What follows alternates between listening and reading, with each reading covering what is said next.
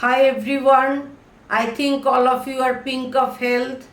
Today my topic of discussion is sacrum, which is a triangular piece of bone you will see which has got formed by the 5 sacral vertebrae.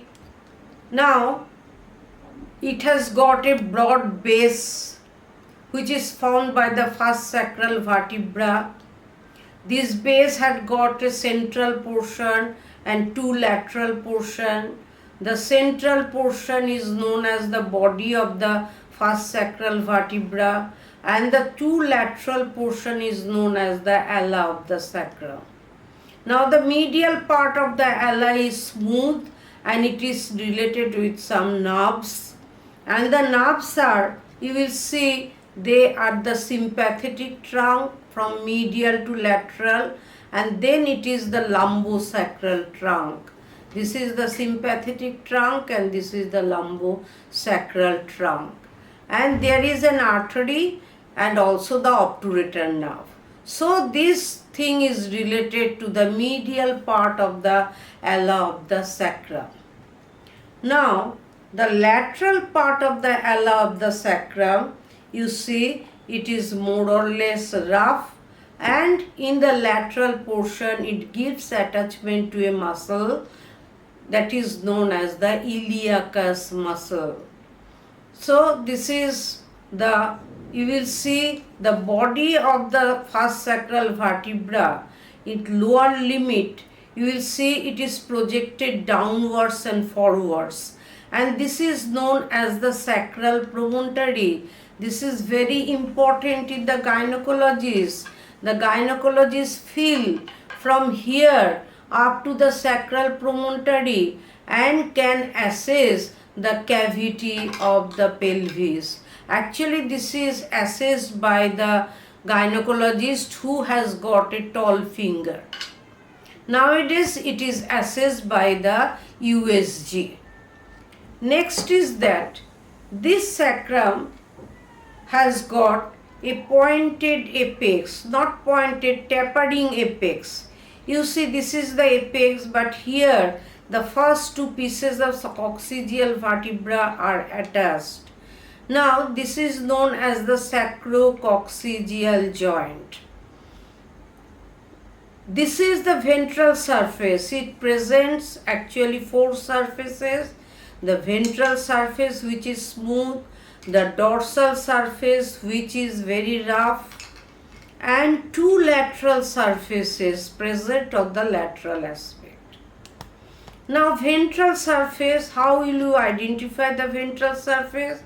In the ventral surface, you will see there are transverse ridges, and these transverse ridges connecting the foramina. The foramina is known as the ventral sacral foramina.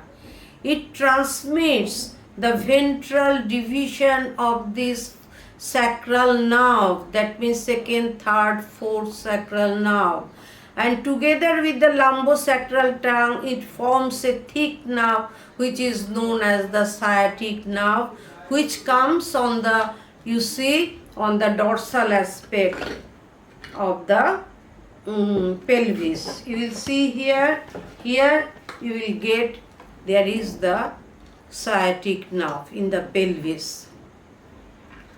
So this is the transmission of the ventral rami of the sacral nerve, and there is also going inside the blood vessel which is the branch of the lateral sacral vessels. Now the ventral surface between the second, third and the fourth costotransverse bar, there is an E-shaped origin of a muscle, and this muscle is known as the piriformis muscle, very important muscle. From here it takes origin, then it goes out from this sacrum and passes here, the piriformis muscle. This is the key muscle of the lower limb. Now you will see this, actually the ridges, the ventral aspect, this represents the fusion of the 5 sacral vertebrae. Originally the vertebrae, they are separated. This is the small age group vertebrae. You will see there are some separation is here, but in the intrauterine life they are all separated from each other. So I complete the ventral surface. Next come to the dorsal surface. Now dorsal surface, if I show in this manner, it is prominent to you.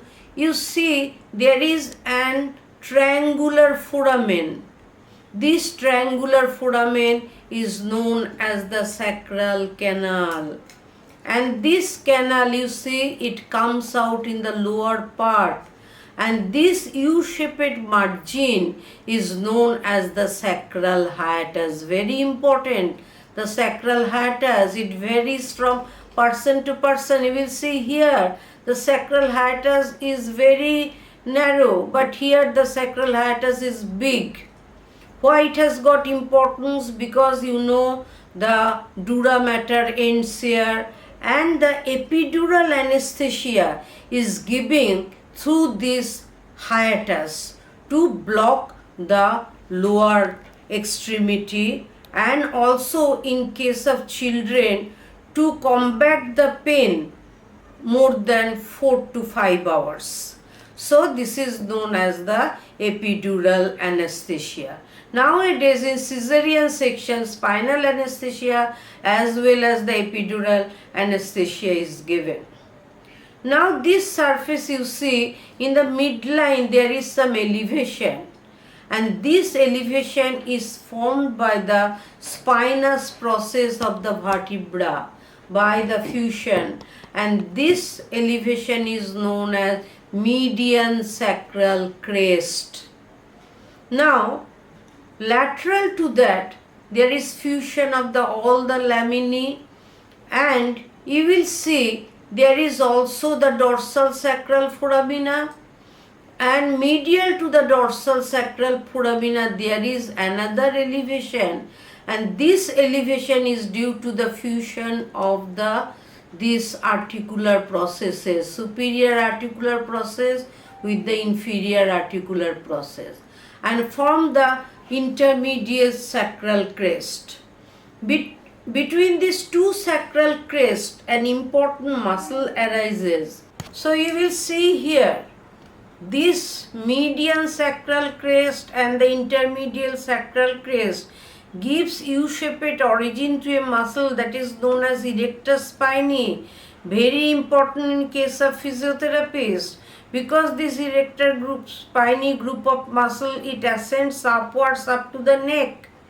And you will feel when you are going to the salon or beauty parlor, you will go, somebody beat your back and you will get plenty of relaxation. So relaxation is due to the erector spinae muscle, all the accumulated lymphatics and venous drainage will be moved away from the muscle. That's why one can get relief from the pain.